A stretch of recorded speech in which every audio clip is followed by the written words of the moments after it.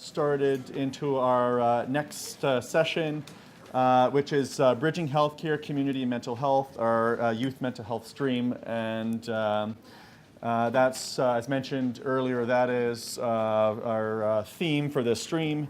I just want to take this opportunity now to give a thanks to an individual that's in our room here today. The Henry J. and Marilyn Knowles Fund for Youth Mental Health Initiatives was established by Hank and Marilyn Knowles last fall to support research related to the diagnosis and or treatment of mental health issues, particularly depression and anxiety in youth, carried out by physicians, medical residents, other qualified healthcare practitioners. It was because of the Knowles' generosity that the Youth Mental Health theme for Research Day 2017 occurred. Sadly, we lost Hank Knowles late last year, but in our audience today is Marilyn Knowles. And please join me in thanking Marilyn. I'll ask her to stand, please, if that's okay.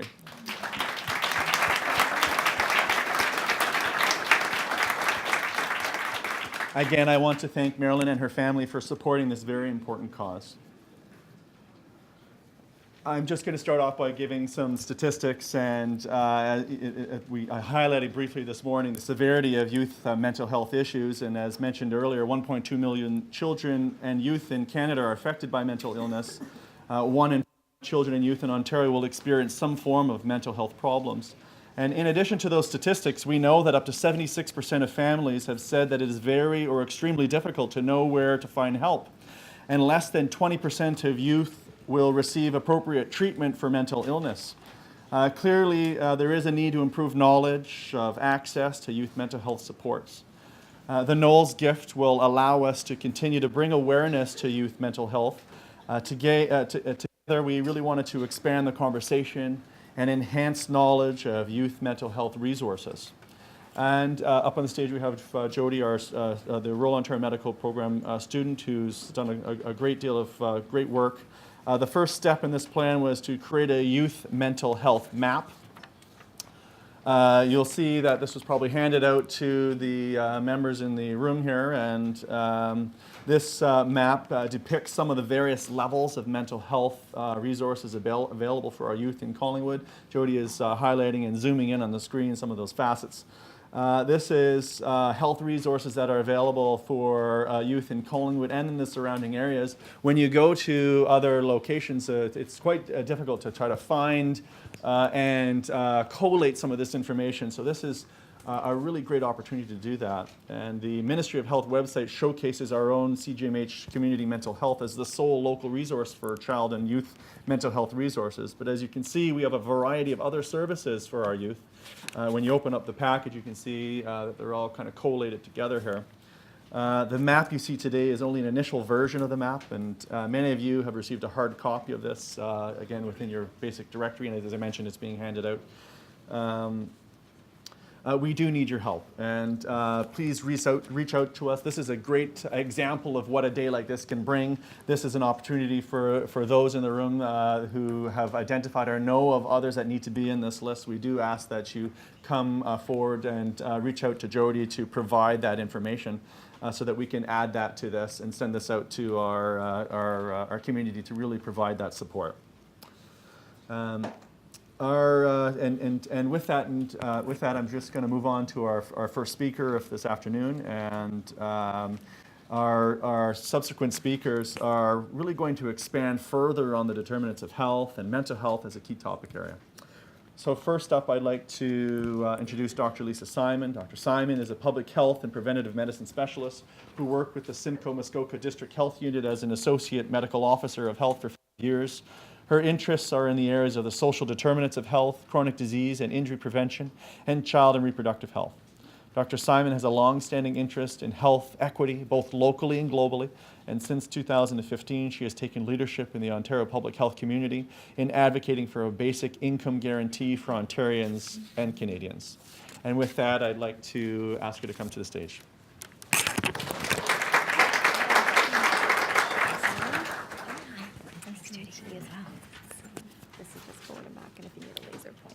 Perfect. It should be on there if it doesn't work. Try switching it to the And this is, with my glasses, I'm not sure I'm doing too well here. Excuse me just for a moment while I sort myself out. Okay, hopefully that works.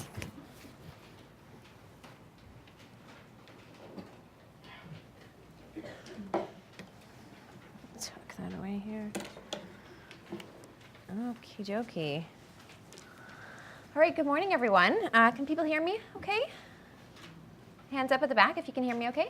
Yeah? Okay, great. Nice to be here with you. Appreciate the opportunity to be at this event and to speak about a social determinants of health related policy issue in particular, which is one I've been quite interested in for the past couple of years. So we're talking about basic income today because we're really talking about poverty as a determinant of health, oops, there we go, which is something I'm sure you're all very familiar with at this point. Just one quote from a fairly recent review that the overwhelming weight of evidence demonstrates the powerful effects of socioeconomic and related social factors on health. And therefore, certainly there's an imperative for us as health professionals and others in the community to think about what we are doing and what more we can be doing to address socioeconomic factors. In our region of Simcoe and Muskoka, we know about 11% of people are living in poverty according to the low-income measure after tax. So that's about 58,000 people.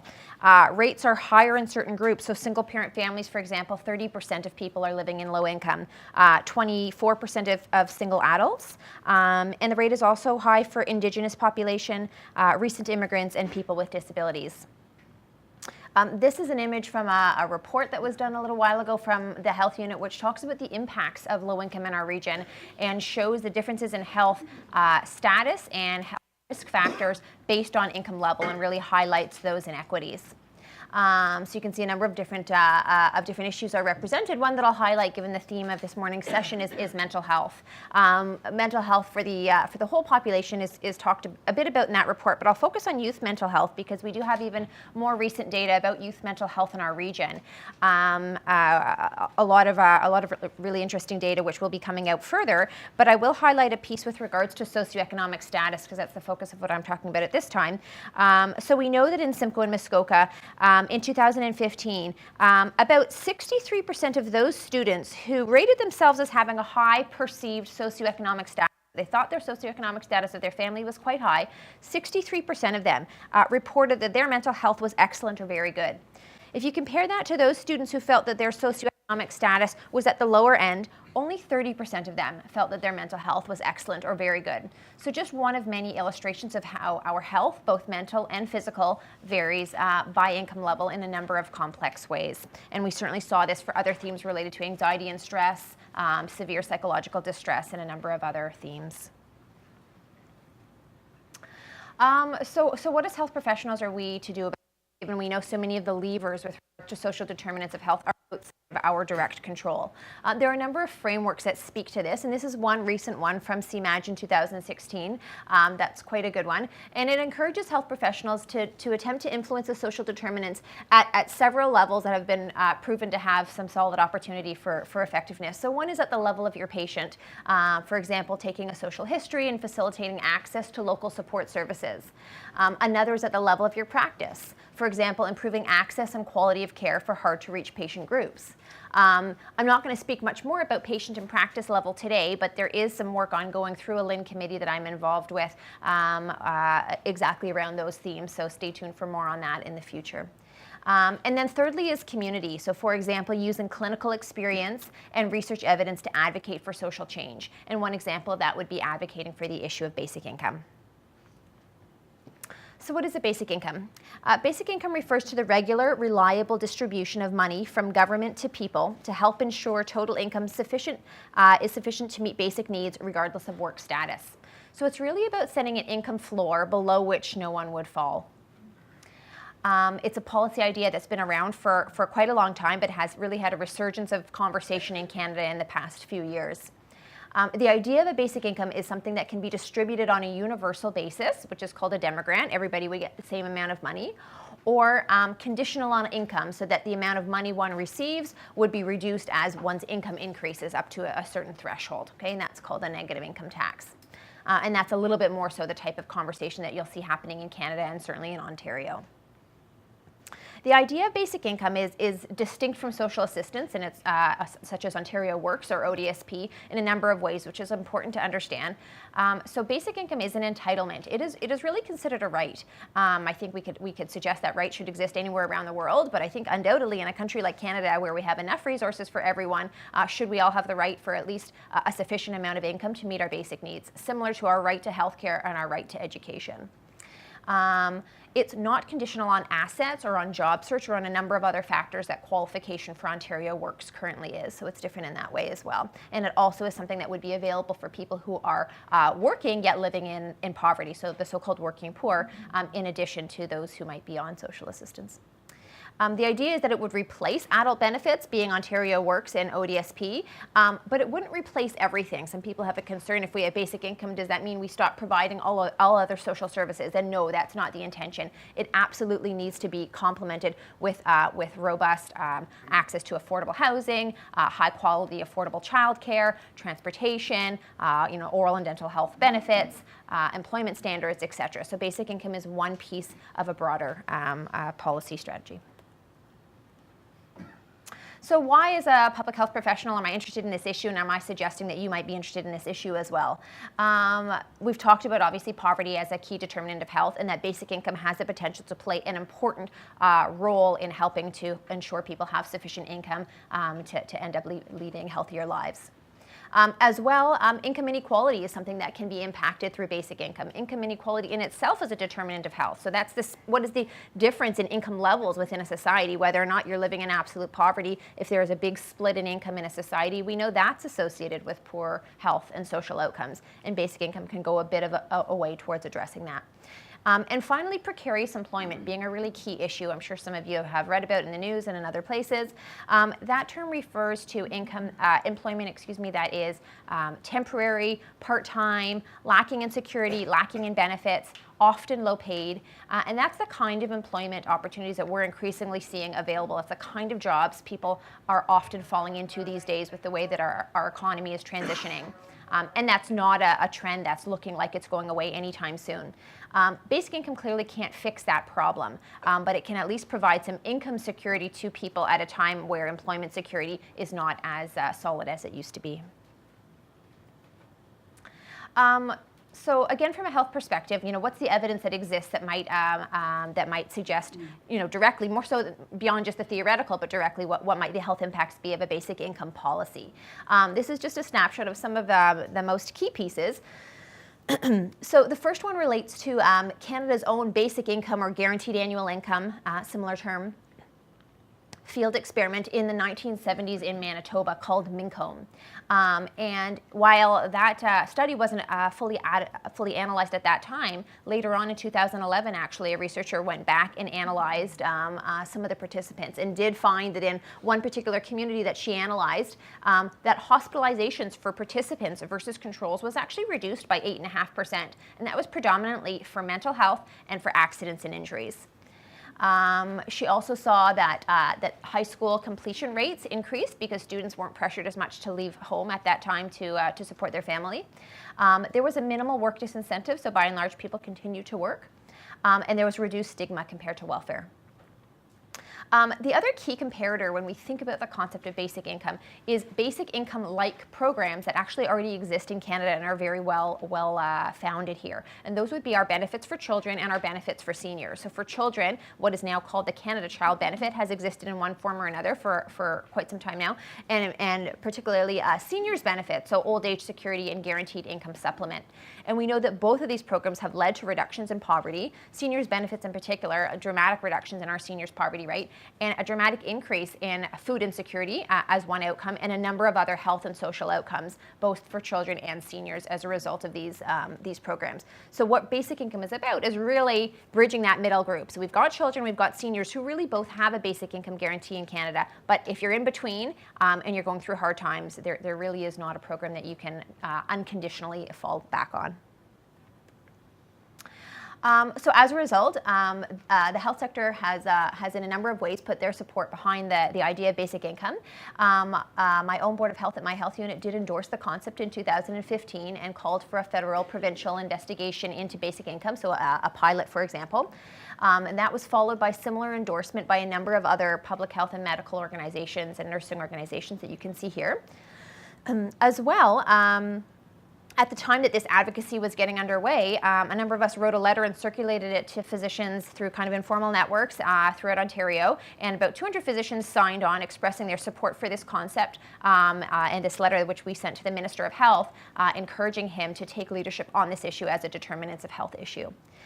So at the same time that a number of organizations and individuals from a health perspective were advocating for this issue, so too was there a great deal of momentum in a range of other sectors, and certainly from a number of politicians across our country and from across the political spectrum, as well as international momentum that's happening on this issue, including pilots in a number of other countries.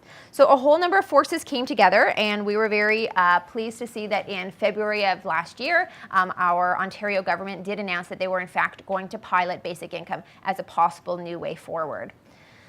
And then they spent a lot of time last year with the Honourable Hugh Segal doing some consultations and developing a report and recommendations to the government, and then later on in the year some formal consultations by the government itself. Myself, along with a number of other health organizations, had the opportunity to provide input into those consultations beyond just the advocacy perspective, but also really encouraging that rigorous methods were used for this pilot so we can learn everything we'd like to learn from it, that health outcomes were adequately measured, and a number of other pieces. In April of this year, we then saw released the actual plan for Ontario's basic income pilot. So the pilot is going to be beginning any time now. Late spring is what we were advised in Hamilton, Brantford, Brant, as well as Thunder Bay as a second site. And then the third site, Lindsay, will be beginning in fall of this year. They're going to have about up to 4,000 participants, and it's going to be a randomized controlled trial approach in each of those three communities. The participants will be adult age, 18 to 64 years, living in low income, whether they are currently employed or not employed.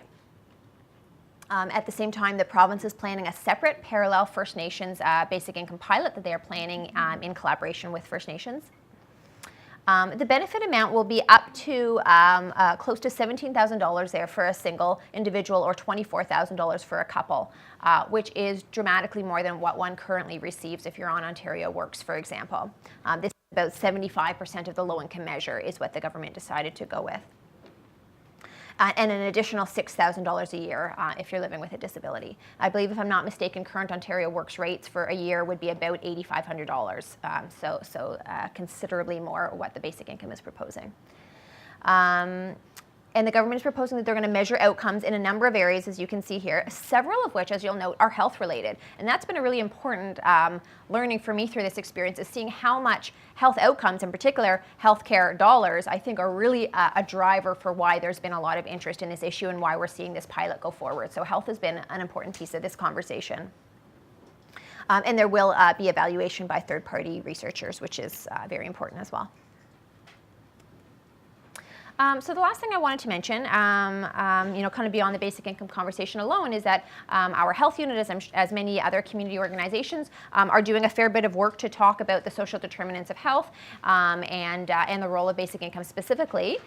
And this is one example we know, and that relates to our work on household food insecurity.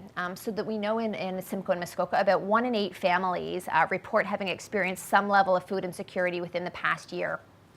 And because of that, our team working on this issue developed a campaign to increase public awareness about this issue. And it's called No Money for Food is Senseless.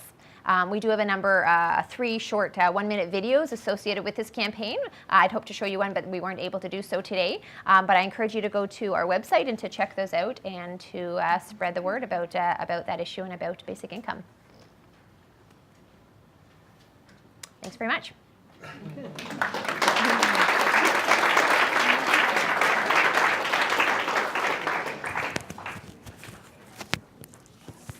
Thank you. Great, thank you so much. You said that was quite informative. Next up, presenting on the mental health response unit today are Alice Afram, mental health response worker and registered social worker, Karen Vera, a mental health response constable with OPP Collingwood, and Shannon Donnelly, a mental health response constable with OPP Huronia West. They will be speaking about the mental health response unit, what it does, and the research behind the effectiveness of units like this in communities.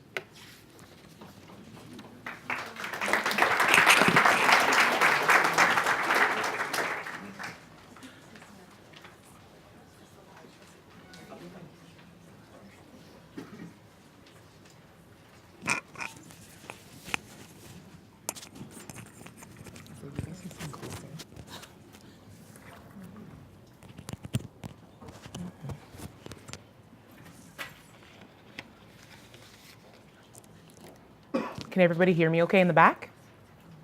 Yes, thumbs up. Okay, perfect. So good morning, everybody. My name is Alice Afram, and I am the mental health social worker on the new mental health response unit in the Southern Georgian Bay.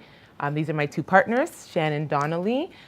She is a police constable out of the Huronia West detachment, and Karen Vera, who is also a police constable out of the Collingwood detachment. So we're just gonna speak briefly just about our new unit,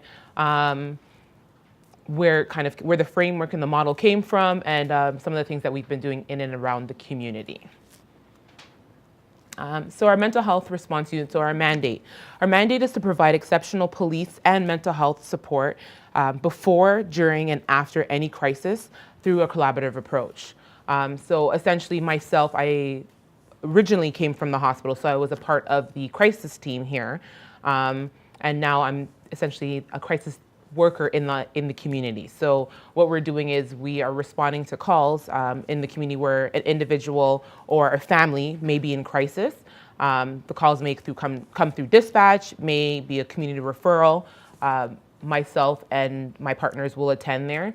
So we do have the police kind of eyes, the police perspective coming into any situation. And then for myself, it's more or less eyes into that, that biopsychosocial assessment that I will kind of conduct for that individual or individuals that are experiencing that crisis at that time.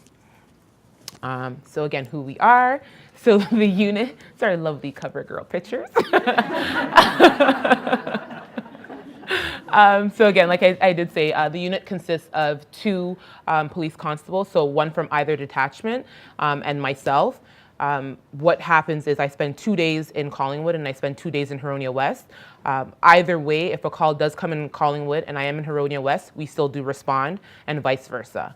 The pilot is overseen by both the OPP and the hospital. So Nora Holder, our VP of Patient Operations, and Inspectors Philip Brown and Inspectors Mary Shannon. The funding for this pilot actually came from the community, so from the foundation, so some key donors in the foundation, as well as the South Georgian Bay Community Health Center in Wasaga Beach, and the OPP. So it was a collaborative approach, and it was, in a sense, kind of a call for help from the community when it comes to mental health crises and individuals experiencing struggles within the mental health system.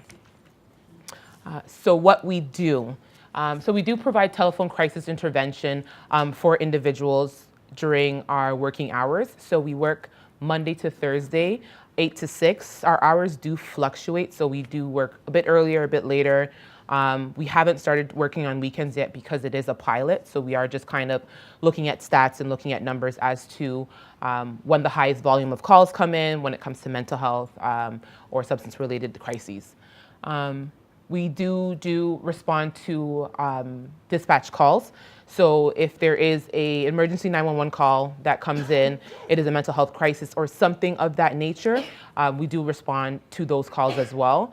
A lot of these calls do come in sometimes as family disputes or maybe a trespassing.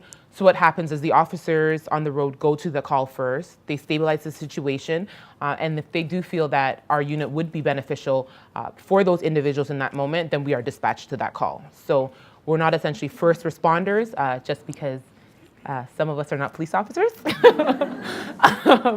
but we are dispatched to those calls, and we've had really good successes in that. We also do provide short-term crisis management, case management to individuals. So what we have noticed is that a lot of people in and around the community who are experiencing any type of mental health crises or struggles kind of don't know where to go, right? And they don't know what to do. So their first call is either 911 or to come to the hospital. So when we do come into contact with those individuals, what we try to do is bridge that gap between themselves and the system as to what kind of services would be beneficial for them. We have found it very successful in a sense that we do a lot of follow-ups with these individuals. So if we do submit a referral to their GP, who will then submit maybe a referral to the family health team for counseling or community mental health for counseling or the CMHA, we do follow up with those individuals to make sure that, hey, that they do make that first appointment. If not, why? We also kind of solicit feedback from them. Okay, what happened when you did go to that first appointment? Did you find it beneficial? Was it not beneficial? So on and so forth. So we are kind of collecting some feedback as well so that we can give those back to those supporting agencies in and around the community. We also do attend case conferences as well, so with community partners about if there is a person that is experiencing a crisis and we're noticing maybe a high volume of calls or a high volume of ER visits, we do kind of case conference with the local agencies and service providers to see how we can kind of better provide service and patient care to that person, because it's about the people, right? So essentially we're just trying to utilize a patient-focused framework and provide support to these individuals the best way we know how to. We do also use preemptive strategies, so we provide outreach as well. If there are individuals who maybe were engaged a lot with maybe police contact or with the ER before and have kind of, you know, those contacts have kind of died down, we do kind of pay them visits ahead of time and just let them know, hey, we're a new unit. We noticed that you're still engaged. Are you still engaged? Or we've noticed that you are still engaged. Is everything okay? Sometimes what happens is, you know, people feel as if their voice is not being heard, right? They are engaging in services, but they still don't feel adequately supported. So by doing that outreach to them, we're able to kind of capture those individuals before they end up in a crisis situation. I do want to highlight that the difference between our unit, the mental health response unit, and some of the other type of units that are in and around the community, so things like the community assertive outreach team, so the COAST teams, is that being a hospital worker, I do have eyes into a person's medical history. So if somebody has frequent ER visits and has maybe a diagnosis or has a mental health diagnosis or maybe a medical condition that might be affecting their current presentation, I can kind of do some of that background research, right? Look into those kind of things so that when we are dispatched to those calls, I can kind of say, okay, maybe it's a medication thing, maybe they need a med re-eval, maybe this is a part of the illness, so on and so forth. So it kind of gives us almost kind of like a different outlook as to how we can intervene versus some of the other models that are being utilized in and around the community. We do work hand in hand with a lot of the other teams as well, like I did say, but our team is unique in that we do kind of have eyes into both realms. So not only a person's kind of, if there is a criminal background, but also if there is a mental health or a health background, we can kind of do some background research there. So some of our anticipated outcomes. So we want to be we want to pretty much mobilize these mental health and health professionals to the right people at the right time. We're developing a management strategy focused on ensuring the dignity and respect of individuals. We want to decriminalize mental health. One of the key things, or one of the biggest issues that we were noticing, is that a lot of individuals who struggle with mental illness are ending up in the system, right? And when they do end up in the system, they might not be adequately supported. So what we are trying to do is try to capture those individuals before something does happen. And even if they are already in the system, is to provide a level of insight and a level of intervention that may help provide a better recovery path for that individual. We also are trying to improve the utilization of police and emergency department services. So individuals who maybe present at the ER frequently because they actually have no other service. They have nowhere to go. They don't have maybe a primary care physician, and they need like maybe medical attention. They don't have maybe a mental health worker. It may be something of a social issue. So they may not have housing, right? We're trying to kind of like, again, capture those individuals before and kind of circumvent them and direct them to the right services at the right time. One example of this is an individual that we did have who would actually utilize, I wouldn't say emergency services quite frequently. We noticed that this individual, once we did some research, we noticed that this individual actually does have a medical condition that kind of was associated to their current presentation. So we were able to speak to the next of kin, find out what care providers are there, kind of flag those care providers and let them know, hey, this is what's going on, can you intervene? And we've had no calls since then. So we are having some successes in that case that when some of the officers do submit those referrals or other community agencies or community members do submit referrals, we're able to kind of contact the right individuals, agencies, and people to help provide better service to these individuals. So just some quick stats to end off here. So for our first quarter, we responded to 25 first response calls. So those are the 911 calls I was talking about, in which only 4 of them ended up in apprehension, and 2 of them were voluntary. So that right there, I think, speaks volumes to some of the work that we are doing in and around the community, is trying to keep people in their homes. We're trying to intervene at the right time and provide them that support that they do need. We did do over 120 telephone crisis contacts, over 110 home visits, and so that includes follow-up, first response, outreach, 40 plus client referrals, so that's to some of the other agencies in and around the community that we have partnered with, which has ultimately decreased the number of ER crisis visits, contacts that we've had here at the Collingwood Hospital, as well as OPP occurrences. Okay. Does anybody have any questions before we end? Yes. Did you want to guys to? Yeah. Hold on. Here. Oh, I got a big voice. It's okay. The Vulnerable Person Registry is something that the OPP has initiated through a number of detachments. It's a voluntary service where someone themselves can put themselves on the registry, or a guardian or someone who has, I guess, authority for that person to put them on. And essentially what it does is it just allows them to provide information about a person that will better assist the police if the police were to come in contact with that person. So for example, if a missing person would come in, that person, we would have their height, their weight, potentially a photo on file, and the best way to maybe deal with that person when they come in contact. So it's really good for, vulnerable people, someone that maybe have the onset of dementia, maybe starts to wander, children that maybe wander due to autism, or some people just have PTSD and have had a history and don't react well to someone in uniform. Maybe there's a certain manner to which is best to deal with them. So that registry is available. It's free of charge. The forms are at each detachment, and it's up and running. I think we have right now 44 people on the registry, and it's it just helps the police. All the information goes on our computer system, so then when or if there is a call concerning that person, the most relevant information how to best deal with that person is available to them.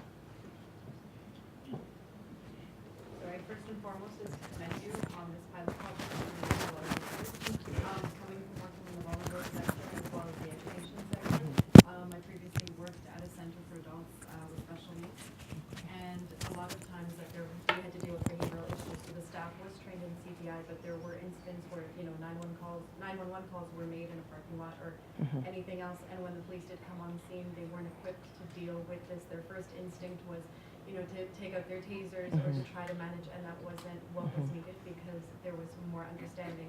So having that on file is absolutely crucial to be able to deal with that. So in all honesty, congratulations on creating this, and I do hope Thank you. it goes province and nationwide. Thank you. There's a question right there. Okay, there's one in the back. If I can just make I'll switch, so. one suggestion, if you at the end of the pilot project are going to make some more opportunities within the program, I think it would be great to tie in paramedic services with it as well, because in a lot of cases, paramedic services are transporting the patients to the hospital, and so I know in other communities where they have similar programs, the paramedics, when they find a patient in that type of situation that might be better engaged with a crisis team versus transport, then they're able to actually tier a team similar to yourselves to come to the location. And just recently, the Ambulance Act has been opened up, which actually allows paramedics to have potentially that opportunity to make the choice to not transport the patient, which would be an exciting change and a very positive change. So I think there just might be a great opportunity to tie in other emergency response as well. Yeah, and thank you for that feedback. I know that we've had a few meetings and conversations with I think I'm not sure if he's a supervisor of a certain area with the paramedics. And us. yes, perfect. Yeah, exactly. Yes, exactly. And again, I guess the take home from that is just that, so I guess it's just kind of hard to disseminate that information because you guys do cover such a wide catchment area, right? So as we do come in contact with some paramedics on certain shifts with certain individuals, we just highlight, this is what we're doing, and we've actually gotten really good feedback from some of the workers, which is great. So we're just trying to get the word out as best as we can. But that's we perfect. understand it's a pilot. It's just, if you get approval to go forward in the future, or you're able to make some recommendations about what you would see for it in the future, then I agree. we'd kind of love to be incorporated with that as well. I agree. To be able to utilize the service more fully. I agree. For sure. And we'll take there was a question in the back on this side first, and then I'll take you. Go ahead. Alice, I was just wondering timelines regarding if the person is vulnerable, because we don't have a psychiatric unit or a Schedule 1 facility. How's that proceed? So essentially, because we're not a Schedule 1 facility, like you said, I think for us it's literally we kind of are almost at the mercy of the neighboring hospitals that are Schedule 1 facilities. I do get emails every single day from the 3 hospitals that we do refer to as to their wait times, if there are discharges pending, and so on and so forth. I can say that there has been a great improvement in terms of their support for this area, especially this hospital per se, and I can speak to that from experience. And I find that within less than 24 hours, we have had people in and out of the ER as quick as possible. Again, the whole idea of the unit is that most people that are in some sort of crisis is usually situational, right? And we're trying to keep them in their environments rather than transport them to a hospital unless they do require that acute care. Right? I'm not sure if that answers your question. And I'll take this last question. Not a tongue-in-cheek comment, but as maybe Collingwood Angels. But if you expand the project, would you have a male presence to help you in any situation that come up? I don't know, unless maybe if somebody applies, that would probably be really great. We know most social workers are women, but I definitely do think that would be a benefit. I know in some of the neighboring areas, so the model that we've taken this unit was from Essex County, and their officers are actually males, and the hospital workers are females, and their unit works great together as well. So it'd be interesting to see how that would translate maybe to this area as well in the near future. So fingers crossed. Thank you. Thank you, everybody.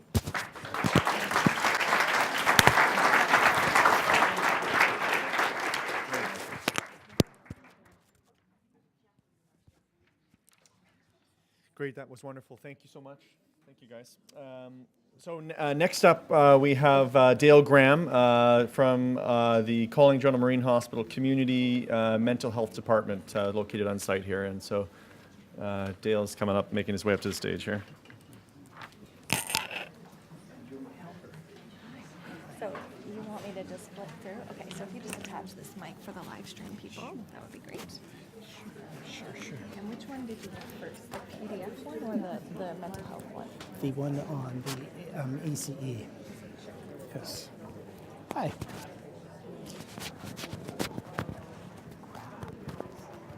You good? Hello, and I have to, as I start, I owe thanks to the people in the back row who filled me in on the progress and the sensational speakers that started this whole program this morning. So I'm going to enlist all of you to help me with a task. You probably showed up here thinking that I was going to give you a bit of an idea about community mental health and answer a lot of your questions. And if I'm successful, I'm going to pose some serious questions for you to take with you. We cannot advocate strong enough because we're a very small lot, and the task that we have is very large. And unless good people like you take it upon yourselves to change the attitudes of well-meaning and well-intended people that are handling funding, it's a tremendous responsibility and it is daunting. But we have something that I'm going to share with you today that I think will make a difference. But it's a little bit breathtaking. Now, I'm presuming here that just because I've spent 30 years doing this type of work, I've done a bit of research, and I've discovered that each one of you at one point was a child. No, you can challenge me on that. Are you as stern and as severe as you might be here today, and as how grueling and weighty your responsibilities might be? You were all little boys and little girls. So I'm here to talk to you about capacity building, and I have an assistant here that's going to help me. So as I talk, this is going to put the multitasking on your lap. You read what's going on the screen. It's going to be some data. If I tell you, do you know that if I tell you a lot of statistics, do you have a sense of how long you retain that information before it's gone? Any of you? How many of you think you retain it an hour? Nah, yeah, less than that. So read. Some of you are oral learners, some of you are visuals. I don't have anything in writing for you, but pick up what you can and take that with you. The capacity building is the very nature of outpatient psychiatry in this community. Back about 1985 and 86, two psychiatrists came up with the idea that in this area, if you could offer preemptive psychiatric care early in the community, that it would be a good and smart idea, that you could treat people early on and perhaps avoid the decline, the progression of their illness, or even the need for hospitalization. They had a meeting of the minds with the board of this hospital. They thought it was a good idea, went to the ministry. Nothing like this had been done before at the time. And of course, there was a lot of enthusiasm. And since that time to today, it's been operating in the background, and as it should. Working with the disease of the mind is not something that's ever going to be on a marquee across this country. I've noticed, and I've tried to take count, there's 38 million of us in this country. There's 4,400 psychiatrists. So when you're talking and you're put the figures that you're hearing into some context, 85% of mental health care is provided by family physicians. So to all of the family doctors in the room, well done, 85%. Now this is not a simple type of an event, a simple type of process, but I want to talk to you about something today because I heard that the theme here was capacity building and to talk about what's going on with children. Why would somebody with a background in adult psychiatry and adult work, I'm a psychotherapist, why would I have an interest in children? Many years ago when I was a baby social worker, I was hired at Shadok McMaster, and I was trained as a child and family therapist. The training in that medical environment meant that you had to understand the adult condition.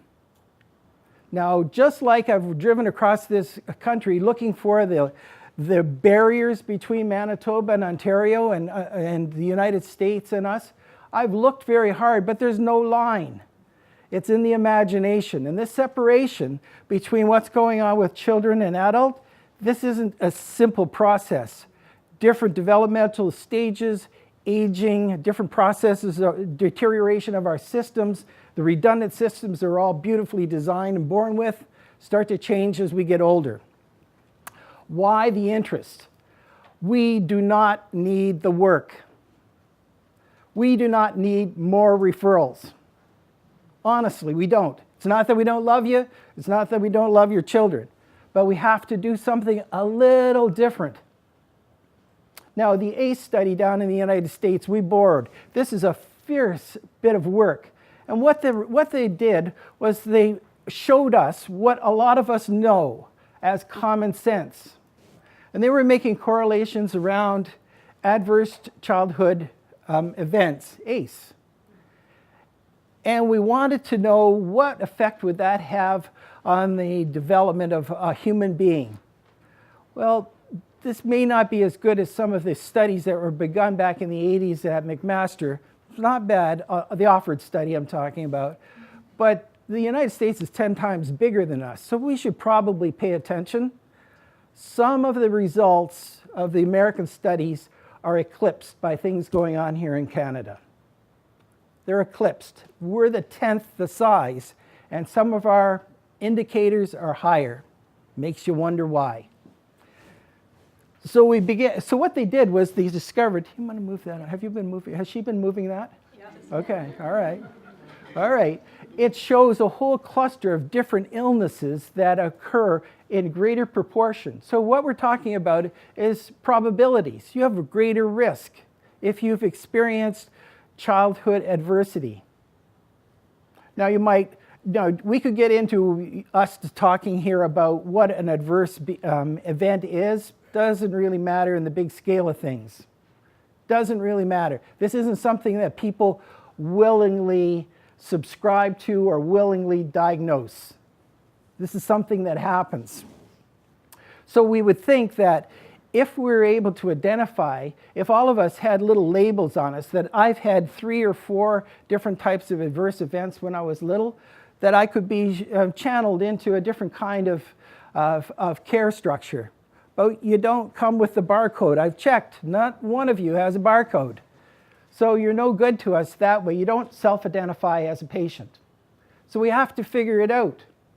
Now, a large part of what we've done is the obvious. In this country particularly, we use common sense. You walk past me, I can't tell what your history is. I can't tell the complexity of your medical situation. I cannot. But I can see and notice things about your behavior. Now, this is the book and the cover kind of an issue. Don't judge the book by the cover. Now, what we found, are we moving on okay? Is she doing all right? What we've discovered is that sometimes the behavior isn't the problem. So, when I see somebody floundering around, I try to do something for them because I see the behavior. That's my natural tendency. And I think a lot of you do that as well. But sometimes the behavior is an echo of something that happened earlier. This is known to everybody with medical training in here will certainly understand this and grasp this, and the rest of us can as well. There's progression. So now we know even if you have one event as a child, it increases the odds of certain health risks. And they show up. This isn't just statistics. So if you're sitting there saying statistics can be manipulated, really? This is a little too serious for that type of sophomoric discussion. As the events, and we see that if a person's experiencing 3 or 4 adverse events as a child, the risks of very serious and daunting illness increases. Now, we operate like we don't know this. Well, we do know this. And to tell you the truth, sometimes I just want to put my head in the sand and not admit what I know. But we know that these events are occurring, and by the time somebody walks into your office, as a 5-year-old, I don't want to think that that 5-year-old has had problems incubating for 4 years. I do not want that. Once upon a time, I was the clinical director of the trauma and addiction program for the Northwest Territories. And we were treating 6 and 7-year-olds for chronic illness, chronic psychiatric illness. 6 and 7-year-olds. I was thinking this is better left for a family doctor or pediatrics. Not anymore. So now when we understand this, the obvious thing is what to do. It's too late. It's absolutely too late. Now, when we see people, the cutoff here for our treatment environment is age 16. It's completely in the imagination. Time and years and months is completely in the human imagination. That's something we created. We. And we don't really know what it is that we're measuring, but we measure it. 16 years old, somebody walks into an office and they're saying, now I'm an adult, and now we have to deal with you in terms of adult issues. It doesn't really happen that way.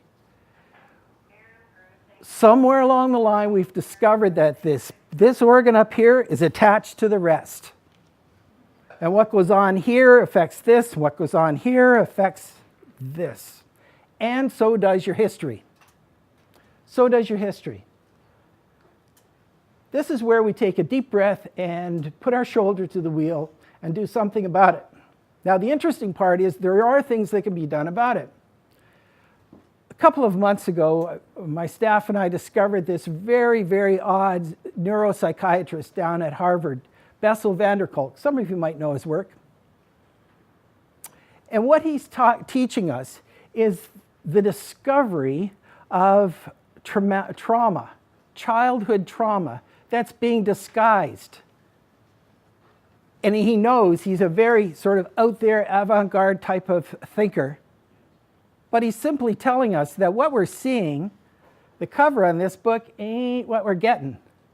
We're seeing the results of childhood trauma. It does not go away. I thought it did. I thought when you grew up, all of your childhood issues went away. Wrong, wrong, wrong. We all have baggage. Some of us have rather severe baggage. And it doesn't go away, and it affects our function at every element. So what Bessel is talking to us about is identify the errors that we can make. We can identify personality disorders and psychiatric illnesses that in fact have a genesis in trauma, early childhood trauma. And so we do the simple arithmetic ourselves. Well, if that's the case, we should be treating that. We should be treating trauma. Easier said than done. Bad things happen to good people. That is not a traumatic event. Me driving into a car accident doesn't mean I'm traumatized. 4 of us are in the car. Why is it that 1 of us is and 3 aren't? We have questions to ask. But we know the severity of this situation is something that we cannot ignore. Now, the second part of this we're going to get into has to do with something a little more dire. So we have a bunch of women and a bunch of men in the room.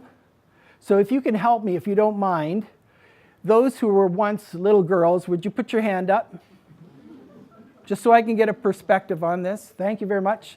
And those who were once little boys, would you put your hand up, please? You were neither. I'm making a note. I'm making a note. You're going to wonder why that's important. Well, I'm going to talk to you about the differences. I'm going to talk to you about the differences and capacity building. One of the diagnoses, we work with diagnoses. We work with a lot of disease. And sometimes the disease, there are certain diseases, certain diagnoses that are startling and dangerous. One of them is eating disorders. I thought we passed this chapter in our development a couple of years ago. I didn't know that this was still a hot topic. I had no idea. 1 in 5 people with an eating disorder die. I thought only children and adolescents had eating disorders. I thought it was gender specific. Wrong, wrong, wrong. I thought it was gender specific. Do you ever wonder what happens when somebody has an eating disorder and they grow a little older? You ever wonder? Eating disorders aren't determined by whether you're really skinny. You're not. Eating disorders are not determined if you're obese. What loads the gun for eating disorders is genetics. What pulls the trigger? The environment. So, what happens when you're an adult and you have a form of an eating disorder? Well, I'm going to wrap this up and try and get out of here short of 15 minutes, which I am rarely known to do. All of you once girls in the room attempt suicide far more than any other gender. And all of you boys, people that were once boys in the room, you're successful far more. So, wouldn't it be nice if we had a resource? We do. We do. For reasons that just defy all sensibility, Dr. Anita Federici had moved up to Midland a couple of years ago. Who knew she was an expert in this area of trauma and eating disorders? Who knew? Brilliant psychologist, charming, effective, articulate. She's done the work. Did you know that we don't have an eating disorder program for adults? Well, it's not that we're terrible people. We've never really thought about whether we needed that. The really interesting part is about what I'm saying here is that there's correlations between early childhood adverse events and eating disorders and suicide rates. So if you're inclined to think that it's all because of the amount of drugs that are going on, the accessibility, or it's just a bunch of lonely old men committing suicide, I wish it was that simple. The capacity that we build is you. You open the book, there's a story. Now, can something be done about it? Yeah. We can start to address the change in our thinking. And then we can start to identify some of this, make no mistakes, some of this is a women's health issue in my mind. But it's a severe social issue that is not going away. It's in the newspaper. As much as we try to reconfigure this off the front page, it's not going away. So why are these things happening? Are we sure that the problem that we need to treat is somebody that's doing cocaine in East Vancouver? Or are we thinking that there may be a reason that person's doing lines of cocaine in East Vancouver? Probably is. Now, are there savings? Yes. And I'm not just talking about the financial, your resource. If we can affect a change and direct an improvement in a person's function, then they'll need you less. They'll need less of you. That's not like you're going to be out of work. There's plenty of work to go around. But we, 44, we're attached to these psychiatrists. Very, very thin veneer in part of the healthcare continuum. Very, very thin. There's no fear factor here. This is what it is. Trees fall in the forest. It is what it is. But it's kind of interesting, don't you think? No, not necessarily anyone to blame, but it makes us scratch our heads. Just a different way of thinking about it. So the capacity building here has to do with you. You take this away. You mull it over. No, it's not your responsibility.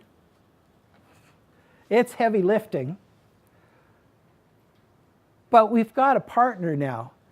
One of the things that those two psychiatrists started many, many years ago was we were off the grid. The clinic was off the grid from the start. Hard to define, hard to narrow. Where do you put it? Not quite a hospital, not quite a community agency. Anita has suggested that, Dr. Federici has suggested that we get together and put together a proposal. and try and make sense of all of this and show the figures and show the science and build a case and offer it up as a solution and remedy to this spread of treatment activity that's going on around us, and to answer some of the daunting questions about suicide and what can be done. Now, whether I've spoken for 15 minutes, in my mind, that's all I've got here today. I want to thank you for your time very much.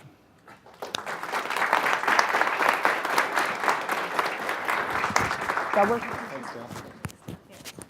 There you go. Thank you. Great, thank you, Dale.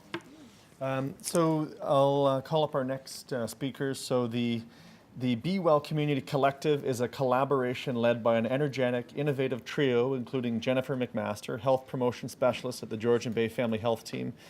She has a Master's of Health Promotion, registered kinesiologist. Fiona Proctor, a public health nurse in Simcoe Muskoka District Health Unit. She's an RN. And Jennifer Parker, local project manager, Healthy Kids Community Challenge, Collingwood, has a Master's of Public Health and Master's of Education.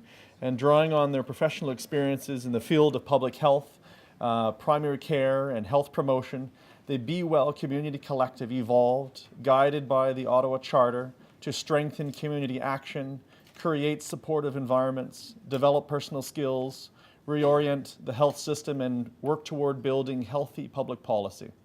Their work is informed by the social determinants of health, evidence-based practice, and builds upon existing health messaging, leveraging community resources and services to support individual and organizational practice in multiple settings across South Georgian Bay. Thank you for coming to speak to us today.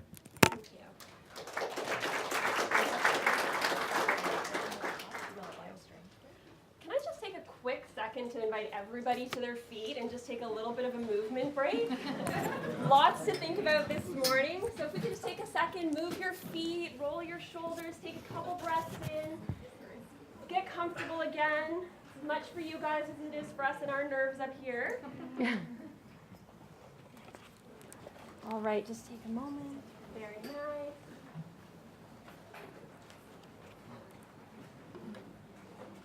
Thank you.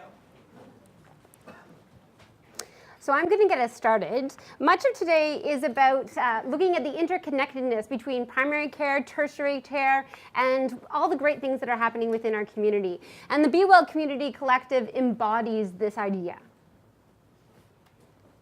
So I'll start with setting the context. I work as the local project manager with the town of Collingwood as part of a project called Healthy Kids Community Challenge. I'm going to give you a bit of a snapshot as to what that looks like.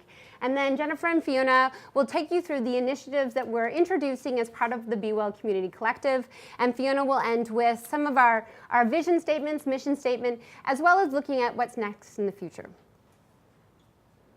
So I'm going to use a bit of an example of my day today in terms of describing what's going on in this elaborate and complex diagram. So as the local project manager of Healthy Kids Community Challenge, I'm funded by the Ministry of Health and Long-Term Care. It's a provincial initiative, 3-year initiative. We're guided by overarching themes. We started with a project or a theme called Run, Jump, Play Every Day, moved on to Water Does Wonders, and we're currently looking at Choose to Boost Veggies and Fruit. And so what does that look like for us? We're guided by an amazing steering committee. So we have this fantastic community partnership or foundation already set in place. And that includes the Simcoe Muskoka District Health Unit, Georgian Bay Family Health Team, as well as our school board and many different organizations across the community. All of these community partners work with kids already in part of their everyday actions, that 0 to 12 population that I look at. And we look at delivering programs, building a supportive environment, and creating healthy public policy. So what does that look like on the ground today? I started with the walking school bus. Actually, I started with sporks, and that was involved in the walking school bus. So that meant going to a school. So this is looking at our specific school setting. Going to a school and walking with a group of kids, encouraging them to come with the walking school bus, although there are so many other reasons to do the walking school bus in terms of social connectedness, reduce the amount of traffic around our schools, active transportation, moving, getting going before you get to school, which sets you up for the day. So it started with that. As we sit here, there's a school that's currently at Loblaws, an amazing community partner who's delivering free cooking classes to all of our grade 6 classes or across the school, building those life skills around food and eating.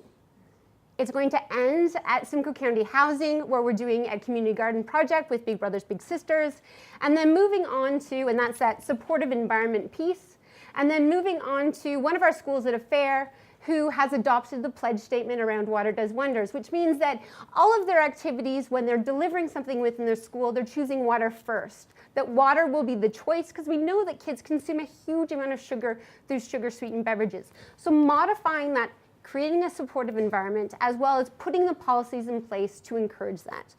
We have all kinds of different initiatives, and I welcome you to have a look at our poster outside in the hallway to get a sense of all these different things. Now, in delivering Healthy Kids Community Challenge, we learned of a project that was happening at a BC Children's Hospital, which was specifically focusing in on the primary care setting. And thus, the Be Well Community Collective was born. So looking at how we can deliver different programs, how we can continue with this message, create sustainability, draw upon the foundation that we've already set with Healthy Kids Community Challenge, and specifically focusing in on that primary care setting. And that's what Jennifer and Fiona will talk about. Now, as part of this morning and the many amazing presentations that I've listened to, we've really focused in and had conversations around those social determinants of health. And the social determinants of health are what will guide our practice. We know that there are so many different variables. Health is everywhere, every day. And there are all kinds of things that influence the health of our children and in turn our adults. And this is part of what will inform our practice. And I'll let Jennifer take it from here.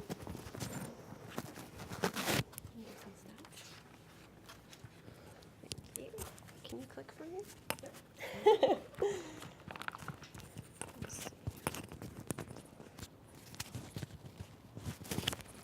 So thank you, Jennifer, for setting the context for for our presentation. So what can we do to address the social determinants of health and health behaviors to keep people healthy and well in our communities? Well, of course, we go to the evidence and we go to the research. We start there. And by using the Ottawa Charter and the collective impact framework to inform our work, we can strengthen community action, we can help develop personal skills, create supportive environments, reorient health services across a broad range of organizations and the communities of South Georgian Bay. What we do know is the evidence shows us consistently that in order for health promotion and chronic disease prevention to work and be effective with children, all sectors of a community need to be involved in that process. It takes a village to raise a healthy child, and right now we have coordinated efforts in South Georgian Bay across multiple community settings to create environments that support children and their families in addressing the health and well-being.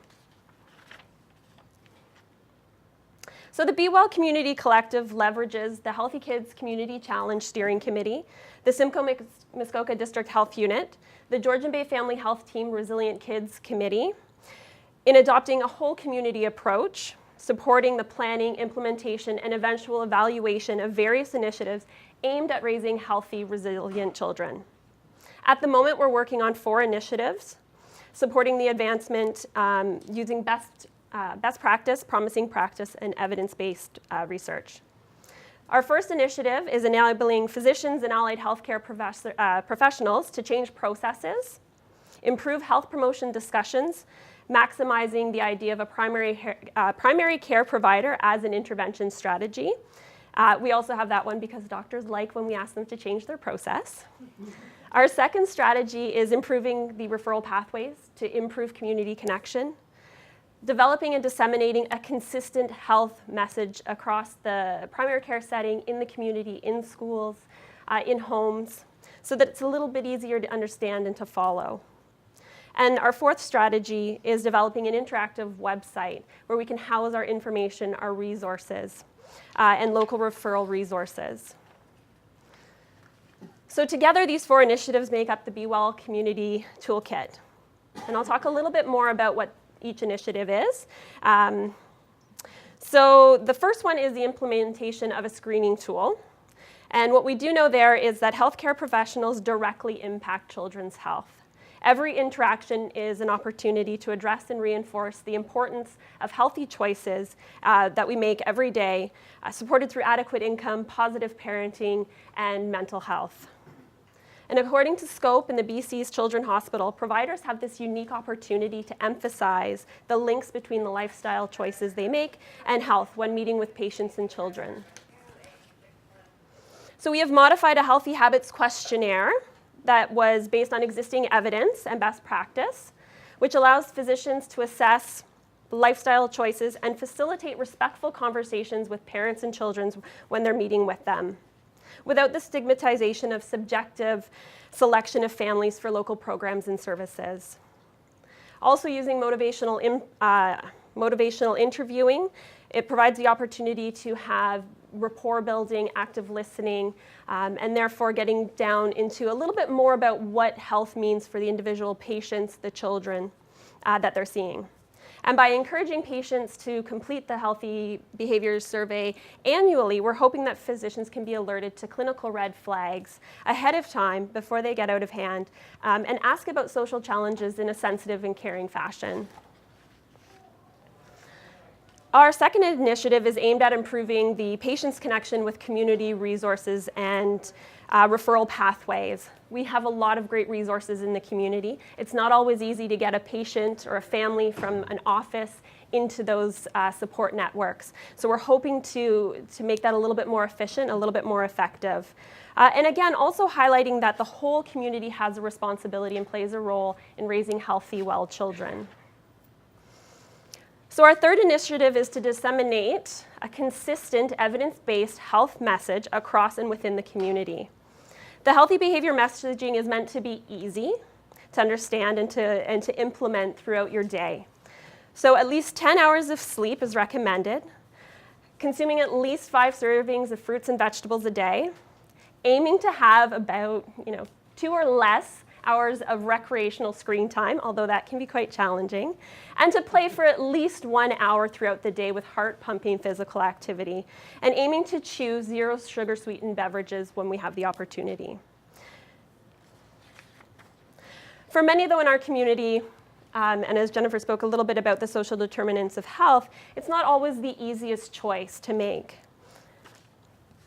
The 10-5-2-1-0 health behavior messaging may be something that can be adopted by families who have their basic needs met. However, what we recognize is that there's other resources that have to come into play for those struggling with one or more of the social determinants of health. Therefore, in addition to the consistent messaging of 10-5-2-1-0, the Be Well Community Collective has expanded on previous messaging and acknowledges that positive parenting plays a vital role in a child's ability to thrive. There is no health without mental health, and people require an adequate income in order to live and be able to adopt healthy lifestyle behaviors. And I will turn it over to Fiona to discuss our fourth initiative. Thank you. Can I have that? Sure. I need that for you. So our fourth initiative is an interactive website that can be used as a self-directed referring tool in the community or a conversation map led by patients. The website will have an easy-to-navigate interactive resource map with information and connections. And the tool supports the Georgian Bay Family Health Team's purpose to provide patient-centered care and supports the integration of the idea that health happens every day, everywhere in South Georgian Bay. Coincidentally, the Canadian Medical Journal published an article in its February 2017 edition, which highlights the actions that need to be addressed in primary care to support physicians in addressing the social determinants of health. Just to those are the pieces that include the 4 initiatives, and so we went over the toolkit. So that's a healthy habits questionnaire, assessment plus motivational interviewing, enhanced EMR referral pathways, consistent messaging with the interactive website. These are the tools that we will use to work towards enacting our mission and vision. So all of us here today are working towards moving systems, organizations, and policies to accomplish and improve health and wellness. We cannot do it without working in a collective impact framework and by being innovators. As stated by Jennifer P., the stats are rather alarming in regards to the health of the health of children. We need to take an approach grounded in evidence with a touch of promising practice, as the current efforts that we have been employing have yet to curb the rising rates of chronic disease, obesity, mental health, the adverse childhood events, which the doctor just spoke about. And so, our common agenda is being driven by our mission. We aim to provide South Georgian Bay with an interconnected system, fun and easy to use tools that cultivate and inspire a community that values health and happiness. And our vision, and it's big, and we're going big, is to revolutionize the way the community of South Georgian Bay eats, moves, and lives to develop healthy bodies, minds, and families in our neighborhoods and beyond. So where do you as community providers fit in? We're looking for screening patients annually, ages 2 to 17, using and promoting the Be Well messaging with the patients within your clinic. We also really would like to engage in a bit of conversation because we're going to need to develop some of these pieces. And so within the piloting of the screening tools with the physicians in the coming months, we need some guidance on how it will work in the doctor's offices. We don't have all the answers in terms of implementation, but inertia isn't a solution either. We want to shed light, not heat, and minimize additional workload while addressing complex issues. In the near future, we're going to be reaching out to the community to assist in developing our referral pathways and enhancing the way our community can provide integrated care in tandem with primary care. When this invitation comes out, or we would encourage you to join the conversation, or if you'd like to be on that list when we do connect with you, please do connect with us afterwards for the poster presentation pieces later on. And we'd love to hear from you. We're open. This is a community collaboration, which means that we cannot do this by the three of us sitting here and going, that might be a good idea. We are using the evidence-based practices, but we need to hear feedback as to whether what we're producing is going to work and if there's going to be ways to increase the effectiveness in which those referral pathways happen and how the community is going to wrap around to work with us. And that's everything. Thank you for your time. Do we have time for questions? Can we keep on moving?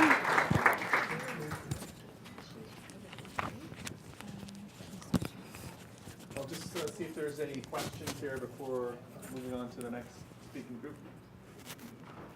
Mindful that lunch is coming up, and I know you guys are probably getting hungry, so we can connect afterwards as well. Great, thank you so much.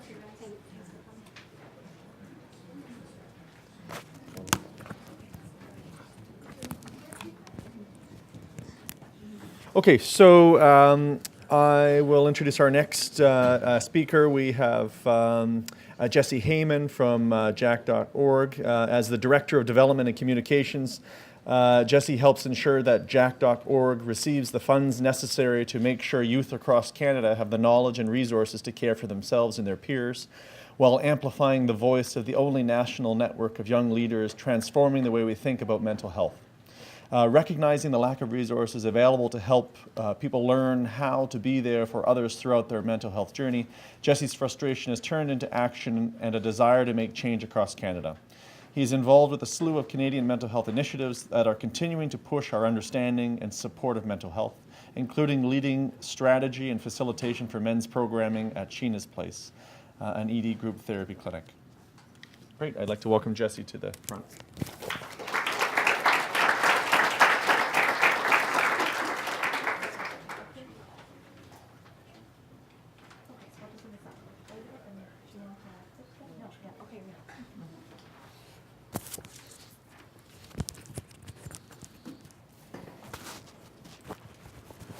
How's that? Good at the back? Yeah. All right. I'm going to start by thanking you for having me, and not just because it's exciting to be here and speaking to all of you, but the word collaboration has been used a ton. It's definitely a buzzword that over the last 3 years, along with stigma and other things, are spoken about a lot, and those can often lose their power when we speak about them that much. And for me and jack.org, collaboration is a massive part of everything, and if we're not working together, we're shooting ourselves in the foot. And so to be here to speak to GPs, to speak to nurses, to speak to police officers, psychiatrists, psychologists, in order to make any progress within mental health, we're going to have to be working together. And we are starting to work together in much more incredible ways, but we need to keep that up. So I'll start by a big thank you for having me and for being a part of that. Jack.org began in 2010. And it started because a family recognized a problem. There was a young man named Jack Windler who went to Queen's University, and in first year university, his behavior changed quite a bit. People noticed behavior change, but people didn't quite understand that the behavior change was signs of someone struggling. So Jack was playing a lot of video games, which wasn't usual for him. He was staying in his room quite a bit. He wasn't interacting with his friends. But as young men and young women get older, sometimes behaviors change. And people didn't understand that that behavior change needed to be recognized, and someone needed to say something to find out if it had to do with anything that was leading to signs of struggle. At the same time, he wasn't going to class, and no one ever brought up or told anyone or gave any warnings that he hadn't been to class in about 2 months. And that year, Jack took his life.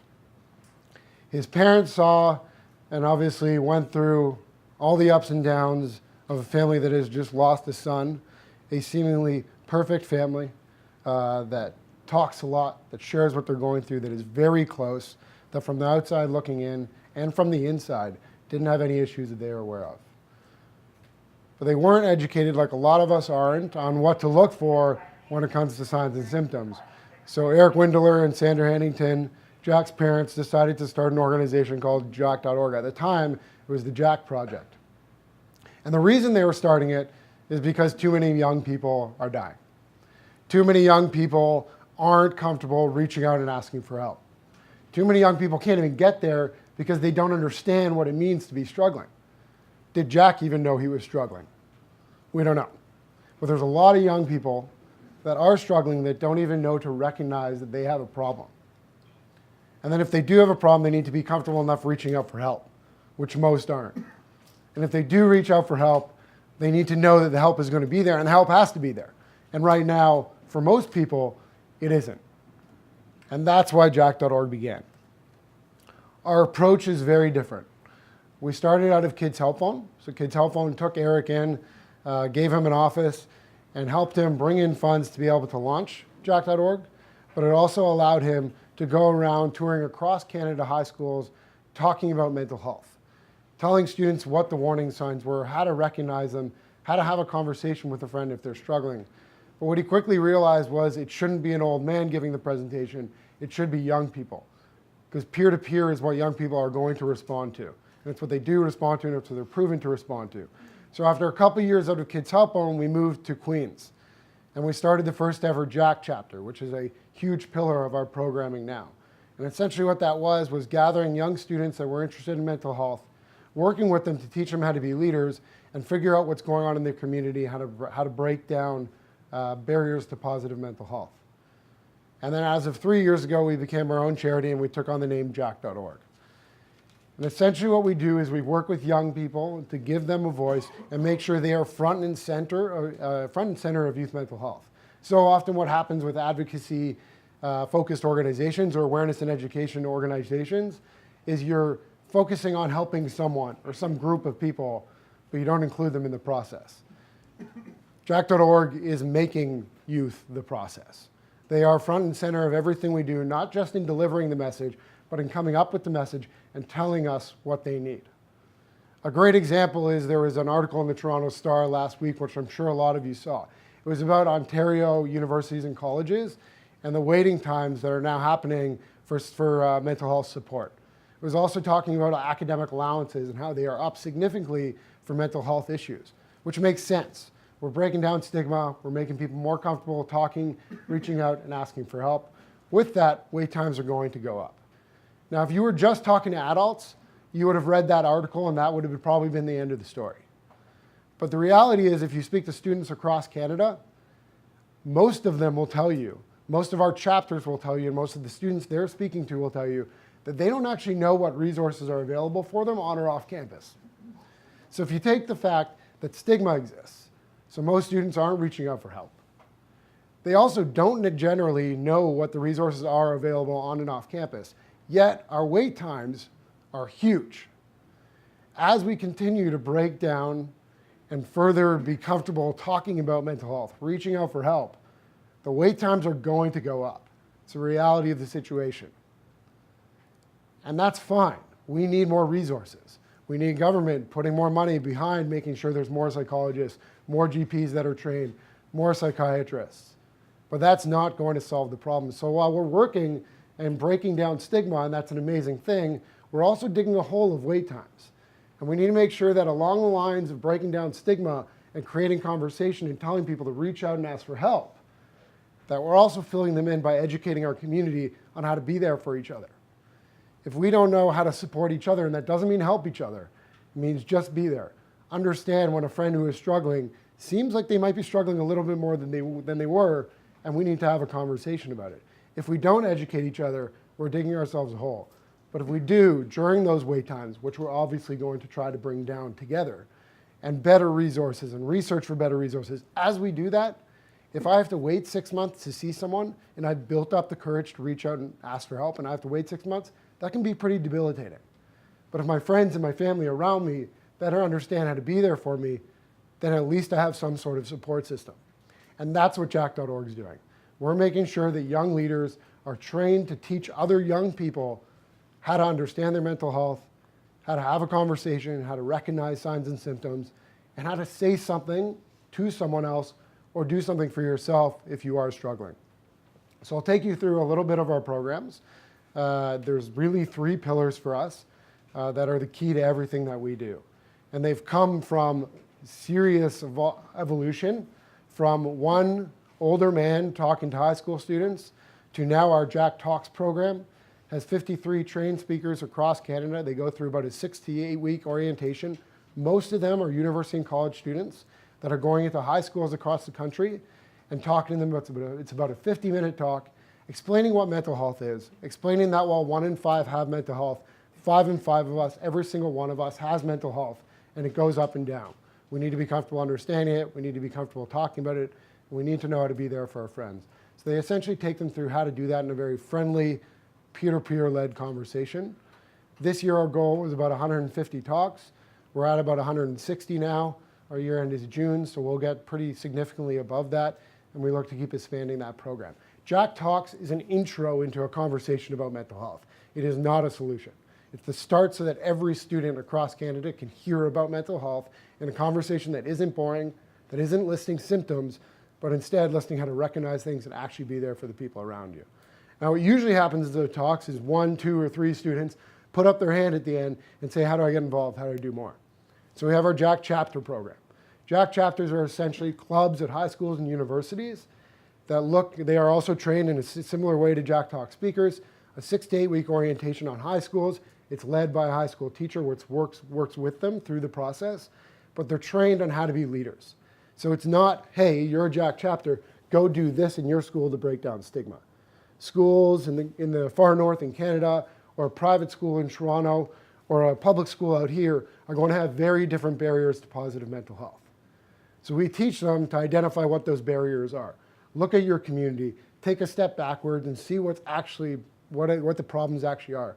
In the north, it's probably not stigma. It may be the lack of resources.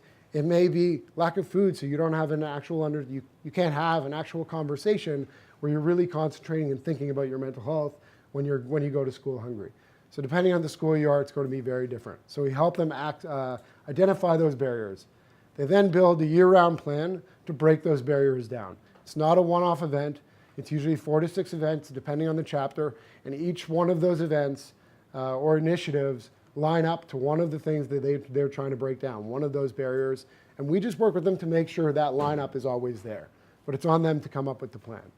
So that's our chapter initiatives. We have about 116 across Canada right now, which over the last 18 months has grown from 30. So our momentum is massive. More talk speakers, more chapters. Things are growing, but we obviously need to keep that going. Our third and final program is Jack Summit, which is now Jack Summits. So it started as a recruitment drive. When we started our chapter at Queen's, that first chapter, their comment was, shouldn't there be a way to unite everyone? Let's bring people together.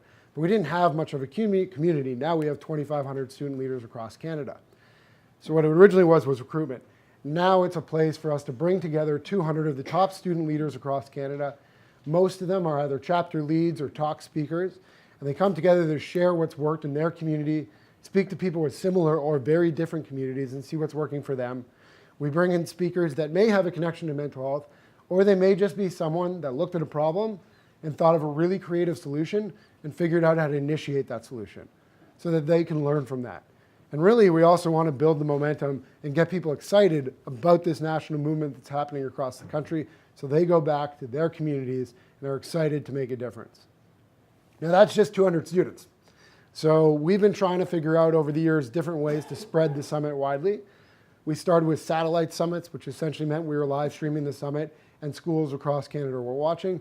We didn't find that that worked so well because it's hard to keep people engaged on a screen when people aren't in front of them and they're not actually talking to people. So we started Jack Regional Summits, which essentially are completely student-led. Most of them are within high schools right now, but there's also some universities and colleges. But it'll be one student or one chapter that stands up and says, I want to bring everyone together. So they'll bring 5 or 6, really 4 to 6 schools in their community together, all students that are interested in mental health and want to get more involved, and we'll work with them to create an itinerary and create an agenda, get speakers, and bring students together to, again, increase leadership capacity among students in Canada. So that's really the jack.org programming. Our numbers are pretty great. 150 Jack Talks across Canada was the goal this year. We'll probably hit 165. 53 trained speakers. This is on how to deliver how to be a public speaker in a way that's safe for you, safe for others. You're not going to trigger yourself or anyone in the audience, but it actually has an impact. We have 116 chapters, and this year we'll have about 12 regional summits, which our goal was 2 going into this year. So that the applications that came in for that were overwhelming. We're just getting started. We're 7 years into something that we truly believe in and that young people across Canada believe in, are getting behind. We need to keep it going. Our aspirations are extremely high. There are 3,000 high schools across Canada. We'd like every one of them to have a Jack Talk at the beginning of the year to start that conversation. We'd like 1,000 chapters across Canada, which we hope to be at in 3 to 4 years.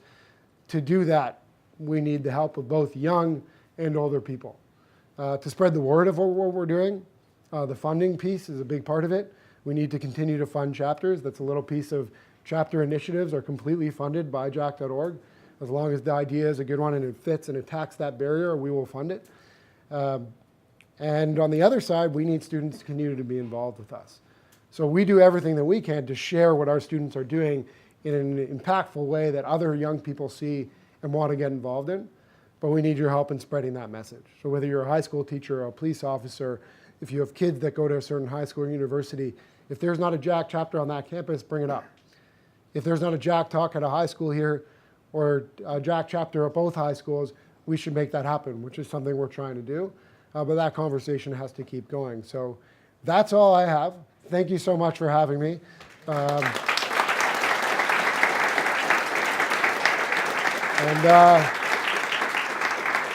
Thank you for being here. I'll go back to the collaboration piece. We are one small piece of the puzzle. We think an important one, but we need everyone working together. So thank you. I'll just look to see if there's any questions from the audience. Yes. What are you doing in Collingwood? So we're in Collingwood because I was asked to be here to speak at this event. After this talk and all the talks are done, I'm meeting with a couple of the 2 local high schools to talk about trying to get a chapter set up. The key is we don't go into high schools and have a teacher say we want to bring one here. We need to have a student that stands up and says, I want to lead it, and the teacher helps.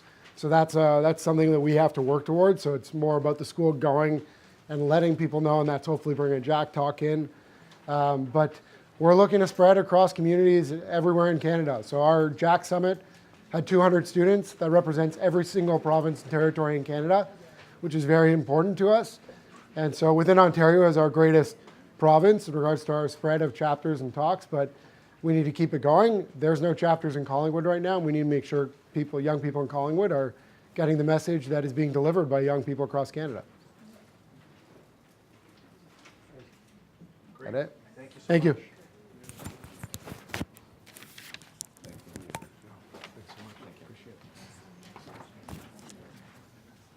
Great, thank you. You saw some forms being handed out. Again, there's the two evaluation forms, the colored top, and there's a black and white version, both of those. I just encourage you to fill out, and we will move on to our last group of speakers.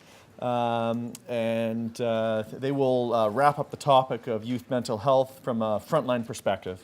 And these individuals work in close contact with students at our local schools, the CCI and the alternative school in Collingwood.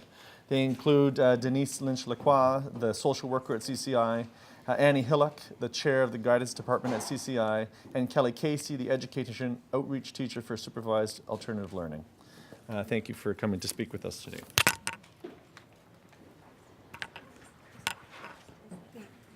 This one? Okay, perfect. So yeah, if you could just pass this microphone along as you go for the live stream so other people can hear you. The slides, how do I get them to go ahead? Sure. So you can click here or I'll click here. Yeah. Okay, that's fine. Click on the right here. And it'll All right, sit okay, there. thanks. Thank you. Oops. There we go.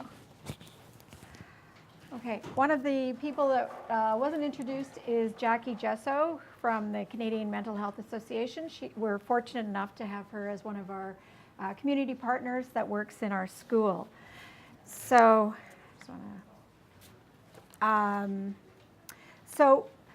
the province started a support program called School Mental Health Assist, and they use this framework to help all of the schools in Ontario. So this is an intervention, tiered intervention framework that we use at our school.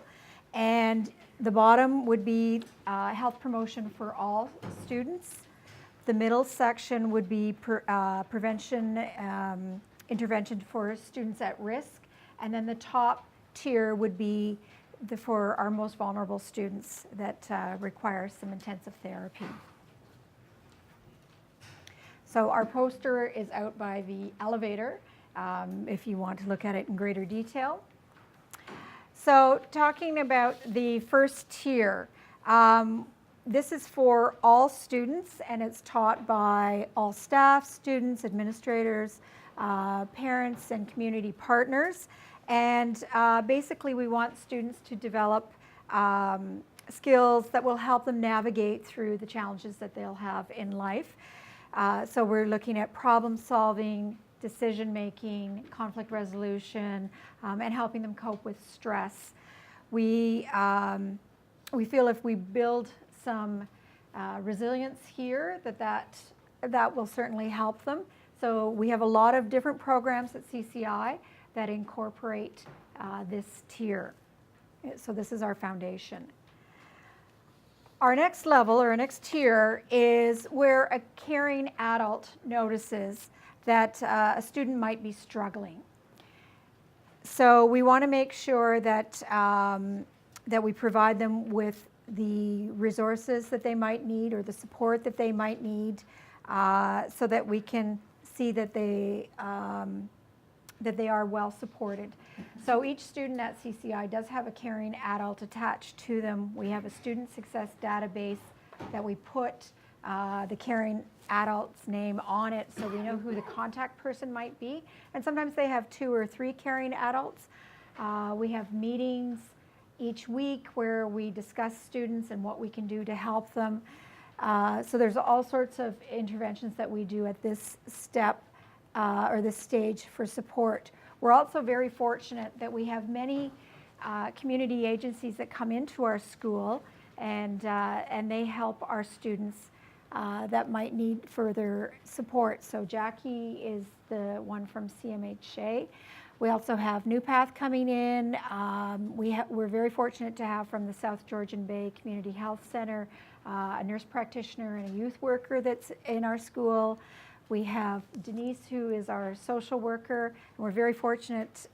In the past, we've only had a social worker sort of on emergency call-in. This year, we have a social worker 4 days a week, which has been tremendous in helping students. Did I miss an organization? Oh, and also connecting students with individual counseling. So this is where the caring adult or us in guidance, and Denise, we work towards helping the students. The next tier really is for just a few students at risk, and that's where we certainly see that they're struggling and that we need to connect the family to mental health assessments or treatments. So this is more outside of the school, this section of the tier. So we certainly help them, and once they've had their treatment or they've been connected with some sort of treatment or assessment, and they do return to us, we don't put them at the bottom again. They come back to connecting with our caring adult, and this person would, quite often we do a coping plan in the school to help them with any sort of accommodations that we might need to make for that student to ensure that they are going to be successful. We realize a lot of students have mental health problems, and we want to assist them. You know, the attendance is an issue. Sometimes they socially isolate themselves. So we want to try and reconnect them, and we've got a number of different programs that we do to get them reconnected. Kelly is with our school. She does the supervised alternative learning program, and I'm going to let Kelly speak. Oops, and I'll just throw that one on while you're. You will be. I'm going to give you that. Whoops. Yeah.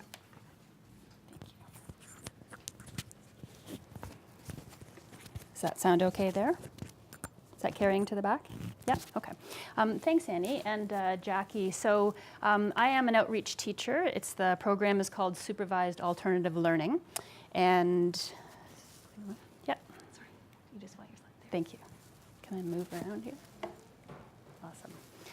So I know that this is quite small, and this really is just kind of a mind map to help you along the journey that Jackie and I go on. Jackie works in the school and out of the school.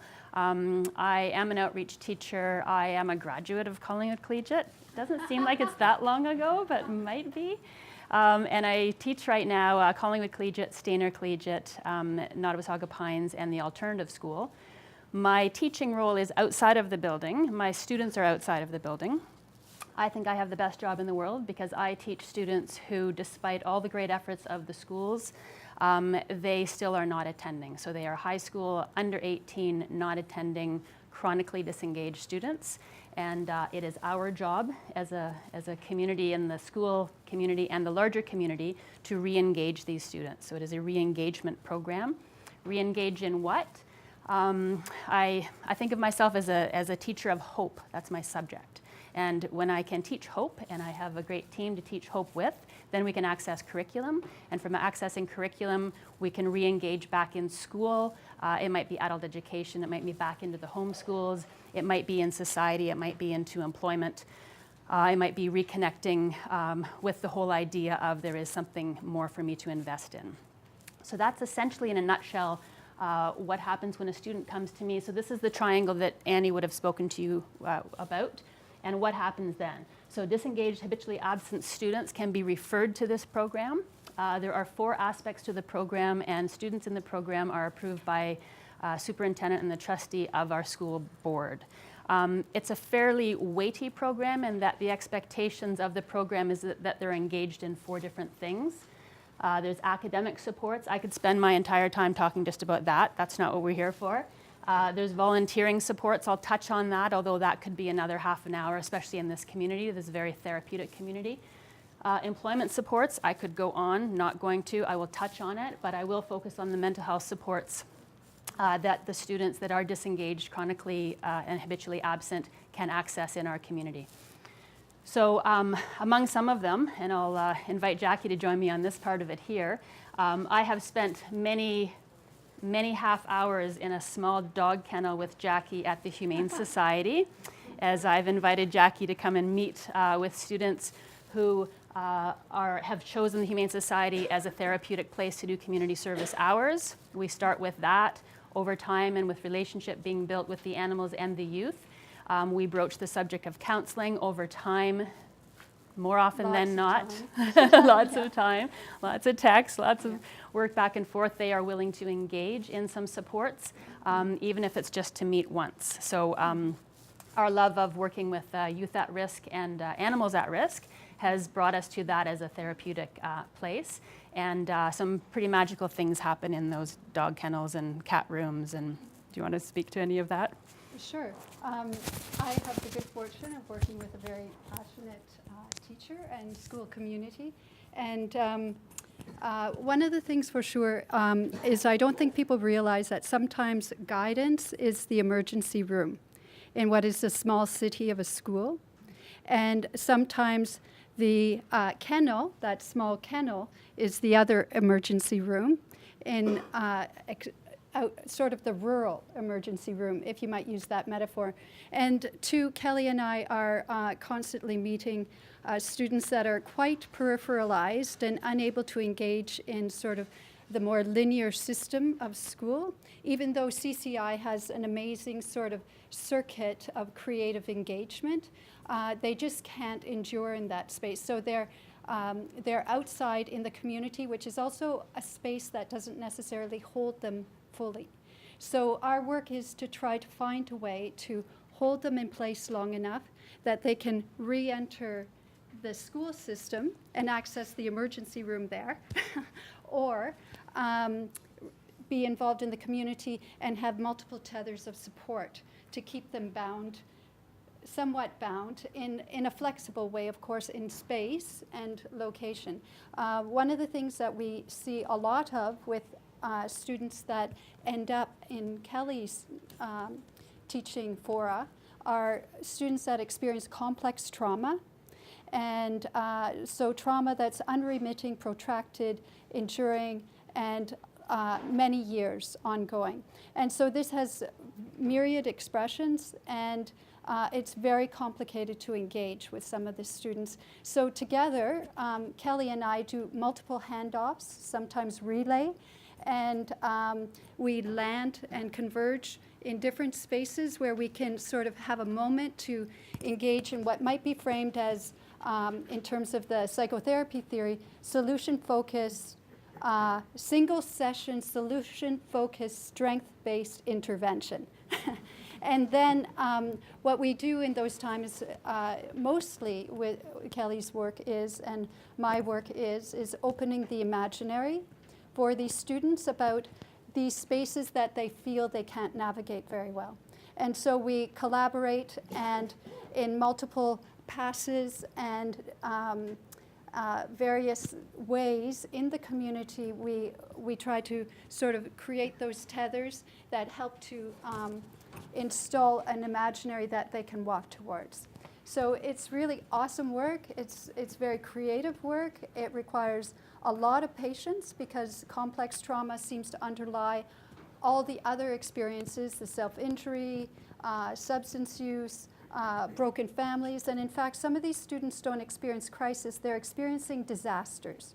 So they have no home, they have no people, adults to support them, they have no food, they have no clothing, and they don't know how to navigate a system. And they've also been, for various reasons, they don't have the literacy to engage in more formal systems of support. And in fact, their style of engagement is usually a resistant one because they expect to be pushed out. So our work sometimes is really in subtle ways about sort of informing them and being an advocate and teaching them the skills to re-engage in the systems that will help lift them out of peripheral space. So that's it. Wonderful, yeah. So with Jackie's work, sorry, I'll just quickly over here. With Jackie's work, if I could tell you how appreciative the students and I are to have your kind of expertise. And there's another gentleman in the room that does that we do similar work together. If I could just point Sean Kedju out. Sean is a mental health, youth and addictions worker, as well as working in the justice system for a NOTIG, Mental Health and Healing Lodge for First Nation, Métis, and Inuit youth. So ditto to what we've just said. with Sean and his organization. He does have a poster out there as well with more information.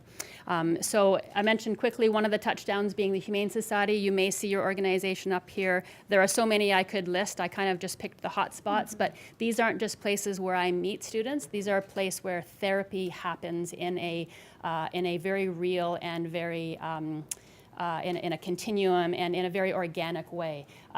So obviously CMHA is on there. Mother Care and Ontario Early Years Centre, big touchdown for us. Again, not just a place that students come with their babies, but a place where CMHA provides a mental health and addictions counselor at those sessions. So when I have students with a young family and they meet there, they get the therapy of Mother Care, they get the health unit who is also there, Jen Hutchison. So each touchdown is very carefully and therapeutically planned and communicated ahead of time so that the recipients of our particularly fragile youth know full what these youth are bringing to some degree. Anotig being a touchdown, Pine River Institute have taken many students there, many families there. It's a residential treatment center for various mental health challenges. Again, these things, as you say, the vocabulary and the inertia to, even if I say, yes, Kelly or Jackie or Annie, yes, I'm interested in these things, then what? So we have the great fortune of being able to go there with these to these places with the families, with the students, and say, here is what you might experience. These will be the friendly faces. This is the caring adult. So again, bit by bit, trying to break down the nobody cares for me, nobody's out there for me. We know they are, but they don't know that, and that's all that matters. So again, that's the hope piece. And I'll just add to Kelly, this is how we work back and forth, Yeah. back and forth.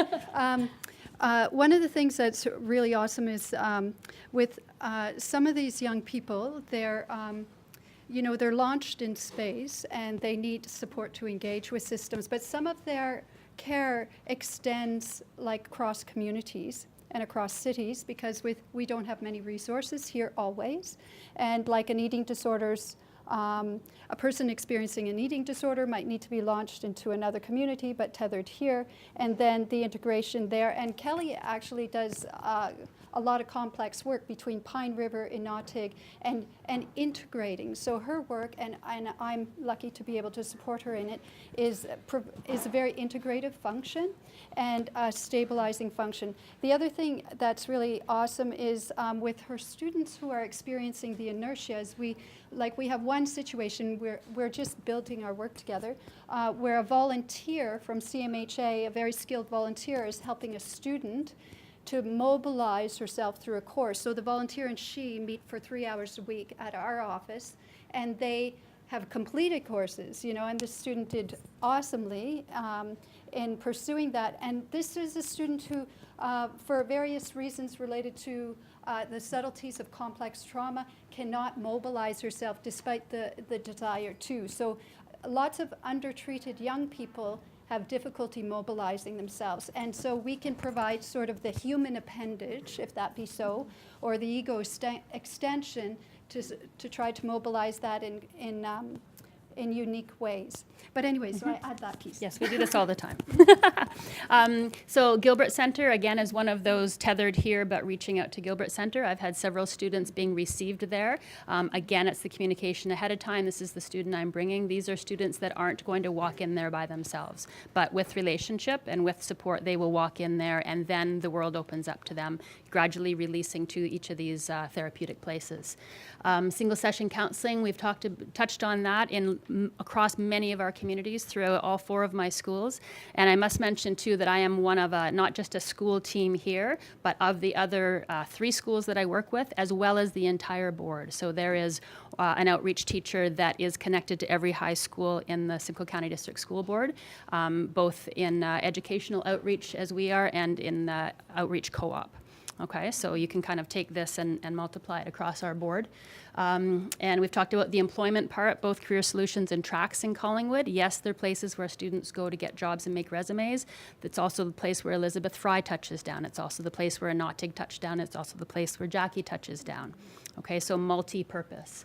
Canark and Newpath, often that comes out of the school and I get students that are already connected. If not, sometimes they weren't ready then, we revisit it and then away we go. So a lot of the groundwork that is done before they come to this program once revisited in a different environment, becomes successful for them.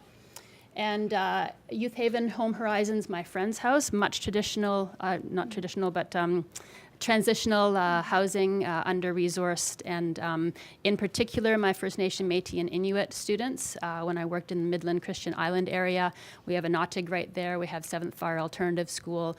We have Native Friendship Center. We have far more resources there, and we are a population here where the First Nation, Métis, and Inuit students, it is a rather invisible population of youth, and it is something that's certainly on our project base to be able to provide more supports. So I do thank Sean for joining us today, and if anyone needs more resources that way, please let him know. And I think that wraps it up. Do you want to? No, We're good? I think one of the things I'd like to say is that the school climate at CCI in terms of supporting mental health is so awesome. And that the principles, the guidance, and all of the supports together create a really generous climate for students to enter and exit with dignity and grace. And there's a lot of students entering spaces because of their particular vulnerabilities. So it's a really awesome school climate. There's been a lot of work done by Annie Hillick, and then Denise is the newest person on board to vitalize a climate that's very supportive, and although they don't formally speak of it, but trauma-informed.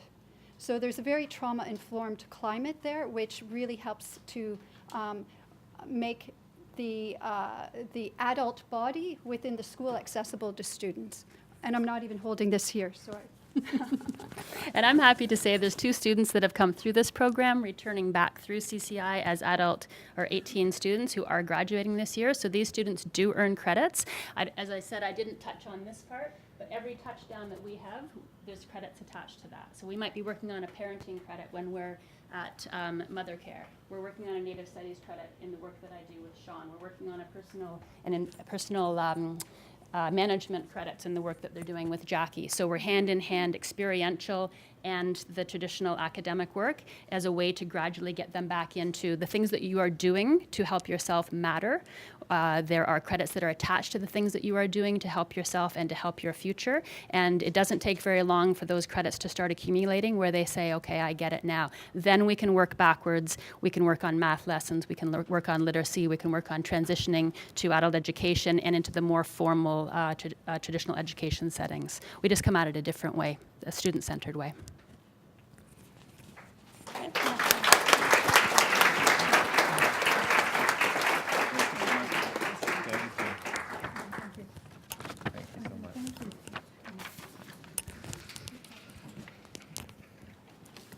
Great. Well, that brings our speakers to a close. And I think I'd just like to take a moment or two just to kind of reflect on things and really just want to reflect on the evolution of a day like this. And a year ago when we had our first day, we had individuals from different disciplines, different practice patterns, community aspects coming together to kind of share their wares, their ideas, what they do, who they are. And it was a great opportunity to kind of introduce that concept to our environment, our local climate here. And now we've evolved to a point where we've developed streams. We have a stream that was actually close to my heart when my younger brother claimed his life 18 years ago now. This is something that actually I was very pleased to see that youth mental health was our first stream, and as we evolve, we can actually see that we're now tackling issues by bringing us all together. So I'm really thrilled about what's transpired today, and I look forward to the future and want to make an announcement about the future as we plan for next year. We've talked about youth today, and we're going to swing the spectrum with a stream to the elderly and geriatrics on Wednesday, June the 20th, 2018.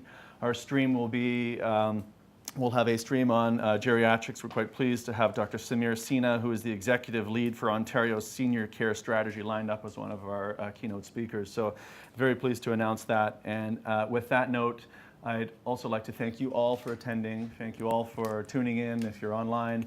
And really take this opportunity to visualize the remaining posters if you have not, and network amongst yourselves. And again, thank you all. Have a great day.